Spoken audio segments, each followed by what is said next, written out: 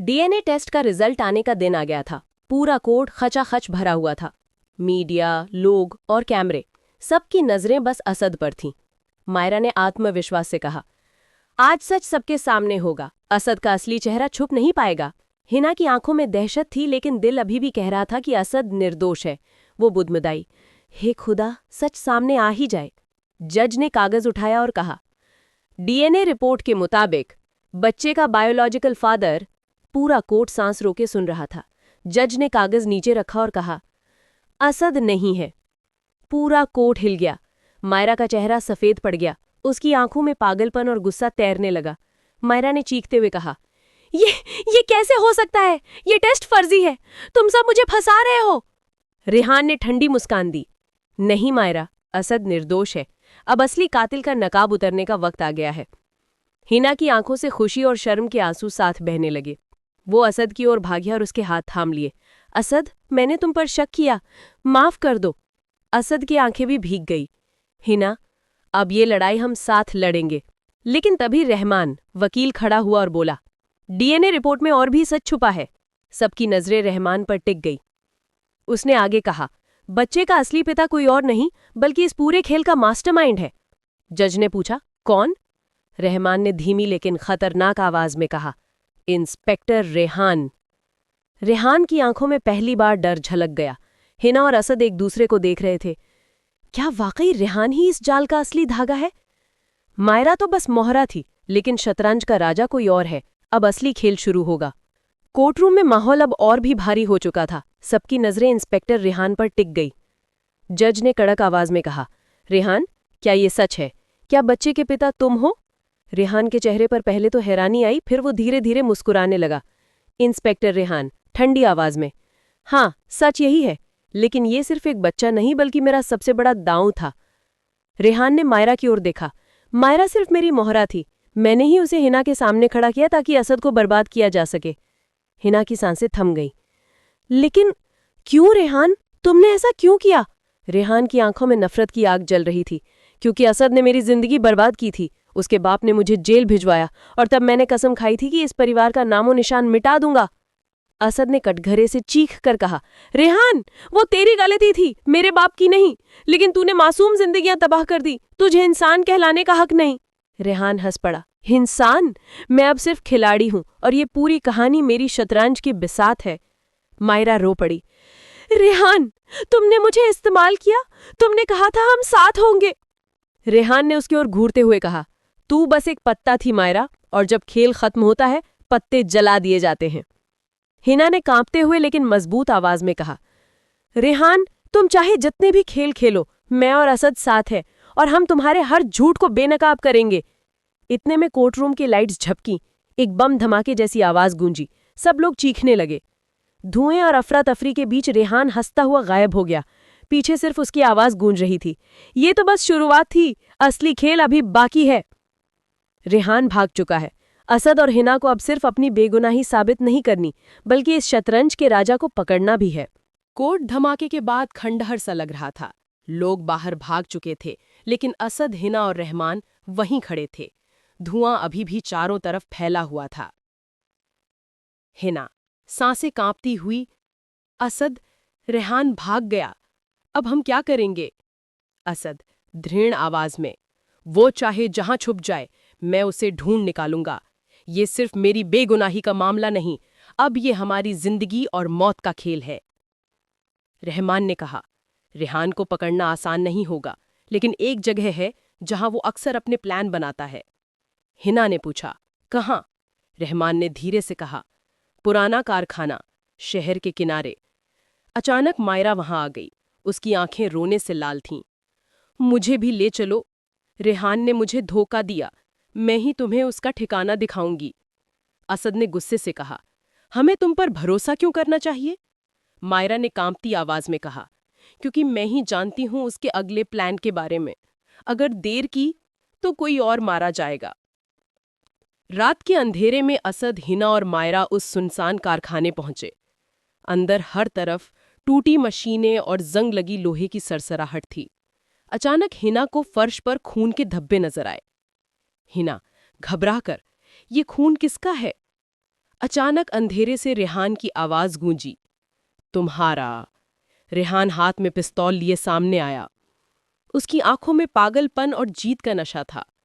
रेहान ठंडी हंसी के साथ, तुम सब मेरे खेल के प्यादे हो। अब असली बाजी शुरू होगी और इस बार जो हारेगा उसकी सिर्फ जिंदगी नहीं, उसकी पूरी पहचान खत्म हो जाएगी। रेहान ने हिना पर बंदूक तान दी। असद चीख पड़ा, नहीं रेहान।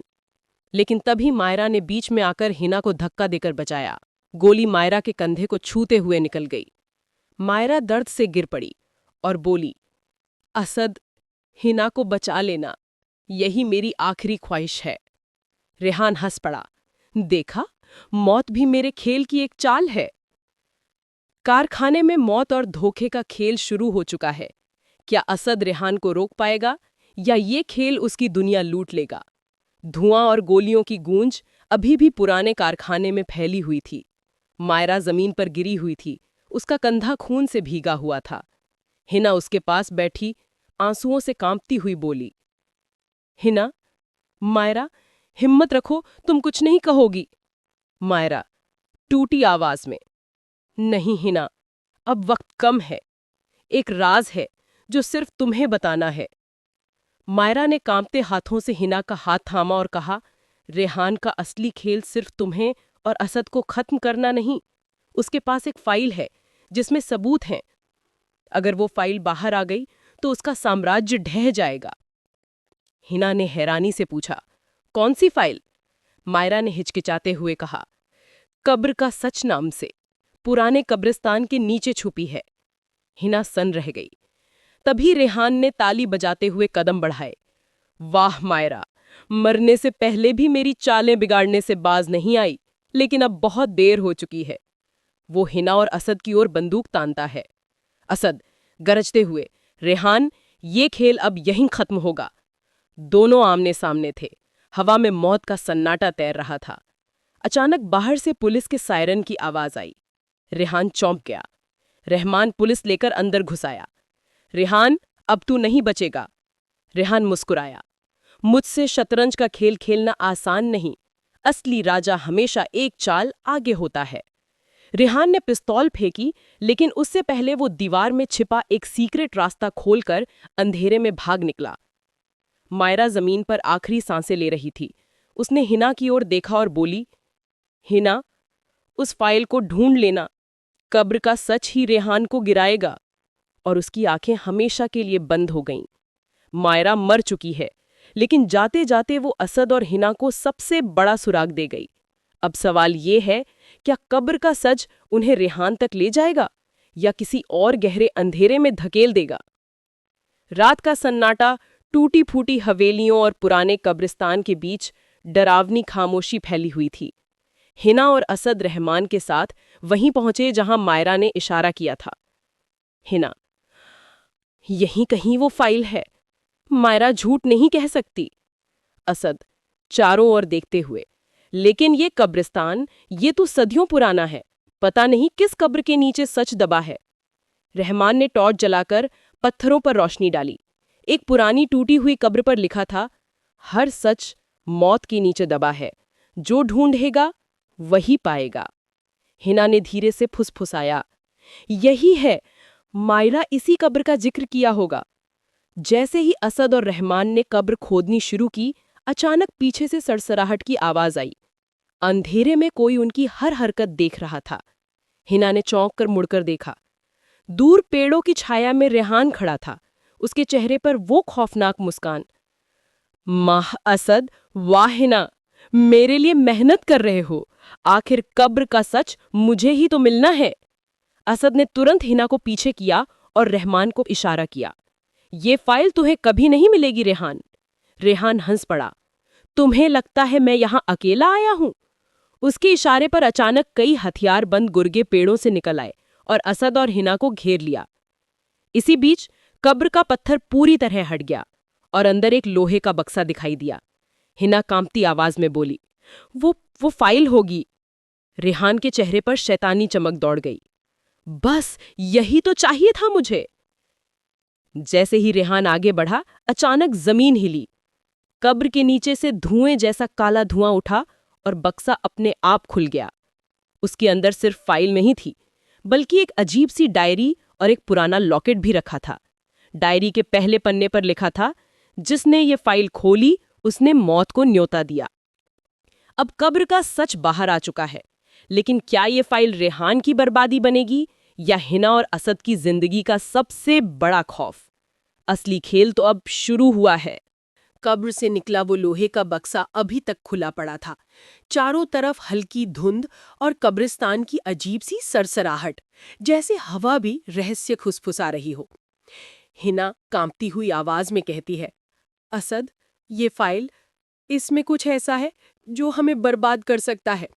असद का सख्त लहजा सुनते ही बना, हम इसे रेहान को नहीं लेने देंगे, चाहे कुछ भी हो जाए। रेहान मुस्कुराता हुआ आगे बढ़ा, असद, तुम हमेशा सोचते हो कि हीरो हो, लेकिन सच तो ये है कि कहानी का खलनायक भी कभी कभी जीतता है। उसने अपने गुर्गों को इशारा किया। हिना और रहमान को पकड़कर जमीन पर गिरा दिया गया। असद ने तुरंत बक्से से डायरी उठाई और पहला पन्ना खोला। उसमें तस्वीरें थी, काले सफेद फोटो जिनमें रेहान के साथ बड़े बड़े नेता और पुलिस अफसर खड़े थे। नीचे लिखा था, मौत का सौदा, हर डील खून से लिखी जाती है। वो डायरी मुझे दो, वरना अभी सबको कब्र में सुला दूंगा। जैसे ही असद और रेहान आमने सामने खड़े थे, रहमान ने अचानक अपनी जेब से बंदूक निकाली और सीधे असद पर तान दी। रहमान ने ठंडी आवाज में कहा, माफ करना असद, मैं शुरू से रेहान के साथ था। तुम्हें यहां सिर्फ बलि का बकरा बनाने लाया गया था। हिना चीखते हुए कहती है, रहमान, तुमने हमें धोखा दिया। अचानक गोली चली, लेकिन किस पर लगी ये कोई नहीं देख पाया। धुएं और चीखों के बीच जमीन पर खून टपकने लगा। अंधेरे में बस इतना दिखा कि डायरी जमीन पर गिरी है। उसका एक पन्ना हवा में उड़कर हिना के हाथों में आ गिरा। उसमें लिखा था, अगला शिकार वही होगा जो सच जान चुका है। अब जब रहमान का सच सामने आ चुका है और पहली गोली चल चुकी है, तो मौत की ये बाजी किसके सिर लिखी जाएगी? हिना या असद या फिर रेहान? कब्रिस्तान की रात अब और डरावनी हो चुकी थी। गोली की गूंज अभी भी हवा में तैर रही थी। खून की गंध ने माहौल को और भी खौफनाक बना दिया था। हिना हाफते हुए कहती है, असद, तुम ठीक हो ना? धुएं के बीच असद ने धीरे धीरे अपना हाथ उठाया। उसके कंधे से खून बह रहा था। असद दर्द में कहता है, मुझे मत देखो, पहले डायरी संभालो हिना, यही हमारी जिंदगी का सबूत है। रहमान बंदूक ताने खड़ा था। उसके चेहरे पर शिकारी जैसी मुस्कान थी। रहमान कहता है, असद्दू, तूने हमेशा मुझे छोटा समझा, अब देख तेरा सबसे करीबी ही तेरा कातिल निकला। रेहान हंसते हुए कहता है, वाह रहमान, आज तो मजा आ गया, चलो अब ये खेल खत्म करो। हिना कांपते हुए खड़ी हुई और रहमान के सामने आ गई। हिना चीखते हुए कहती है, अगर असद को मारा तो ये डायरी में आग में फेंक दूंगी, फिर तेरी सारी चालें, तेरे सारे सौदे बर्बाद हो जाएंगे। रेहान की हंसी अचानक रुक गई। उसकी आंखों में गुस्सा चमक उठा। इसी बीच असद ने अपने आखिरी दम से मिट्टी उठाई और रहमान की आंखों में फेंक दी। बंदूक हिना की तरफ घूमी और दूसरी गोली चल गई। हिना चिल्लाते हुए कहती है, नहीं। गोली किसे लगी? रेहान जोर से हंसा। अब खेल और दिलचस्प हो गया है। बारिश और बिजली के बीच जमीन पर कोई गिर पड़ा। उसके हाथ से खून बहते हुए कब्र के पत्थर पर फैल गया। ये गोली किसकी किस्मत लिख गई? क्या असद बच गया या हिना, या फिर मौत का शिकंजा अब रहमान पर कस चुका है? रात का अंधेरा अब और गहरा चुका था। बारिश की बूंदें कब्रों पर गिर रही थीं और बिजली की गड़गड़ाहट माहौल को और खौफनाक बना रही थी। धुएं के बीच जमीन पर गिरा हुआ शख्स कोई और नहीं बल्कि रहमान था। उसके सीने से खून बह रहा था और आंखें हैरत से फैली हुई थी। रहमान हाँपते हुए बोला, ये कैसे हो सकता है? गोली मुझे। रेहान गुस्से से चिल्लाया, तू निकम्मा है रहमान, एक काम भी सही से नहीं कर पाया। मौत से पहले रहमान की आंखों से आंसू बह निकले। उसने हिना और असद की तरफ देखा। माफ कर देना असद, मैं लालच में अंधा हो गया था, लेकिन असली दुश्मन रेहान नहीं है। असली दुश्मन वो है जिसके लिए हम सब मोहरे हैं। इतना कहकर रहमान ने आखिरी सांस ली। रेहान ने पैर से रहमान की लाश को धक्का दिया। देख लिया असद, तेरे दोस्त तेरे सामने गिरते जा रहे हैं, अब बारी तेरी और हिना की है। वो बंदूक उठाकर सीधे हिना की तरफ बढ़ा। असद दर्द से कराहते हुए भी अचानक झपटा और रेहान का हाथ पकड़ लिया। दोनों मिट्टी और बारिश में गुत्थम गुत्था हो गए। हिना ने डायरी कसकर पकड़ रखी थी। इसे खत्म करो असद, नहीं तो ये हम सबको खत्म कर देगा। रेहान ने असद को जमीन पर गिरा दिया और बंदूक उसके माथे पर तान दी। अब ये कहानी यहीं खत्म होगी। तभी पीछे से किसी ने रेहान पर बंदूक तान दी। वो वही रहस्यमयी शख्स था जिसके बारे में रहमान अपनी आखिरी सांस में बोल रहा था। तो क्या रेहान भी किसी और के हाथों की कठपुतली था? कौन है ये नया चेहरा और क्यों है सारी मौतों का सौदागर? बारिश की बूंदें कब्रिस्तान की मिट्टी में मिलकर कीचड़ बना चुकी थी।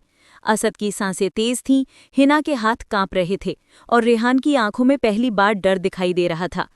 अंधेरे से बाहर आया वो शख्स काले कोट और हैट में था। उसके हाथ में चमकती हुई बंदूक थी जिसकी नली सीधे रेहान के सिर पर तनी हुई थी। रहस्यमयी शख्स, खेल बहुत लंबा हो गया रेहान, अब इसे खत्म करने का वक्त आ गया है। नहीं, ये सब मेरे प्लान का हिस्सा नहीं था। तुम यहाँ कैसे? रहस्यमयी शख्स, मैं वो हूँ जिसने तुम्हें बनाया और मैं ही वो हूँ जो तुम्हें खत्म करेगा। हिना ने कांपते हुए असद का हाथ पकड़ लिया। ये आदमी कौन है असद? क्या यही वो असली दुश्मन है जिसके बारे में रहमान ने कहा था? असद की आंखें सिकुड़ गईं। वो समझ चुका था कि इस खेल में अब तक जो दिखाई दे रहा था, असली सच उससे कहीं गहरा है। रहस्यमयी शख्स ने जेब से एक फोटो निकाली और हवा में उछाल दी। फोटो मिट्टी में गिरी और हिना ने उसे उठाया। उसमें असद, रेहान और हिना के स्वर्गीय पिता एक साथ खड़े थे। हिना चकित होकर बोली, ये मेरे अब्बू हैं, लेकिन वो तो सालों पहले गुजर गए थे।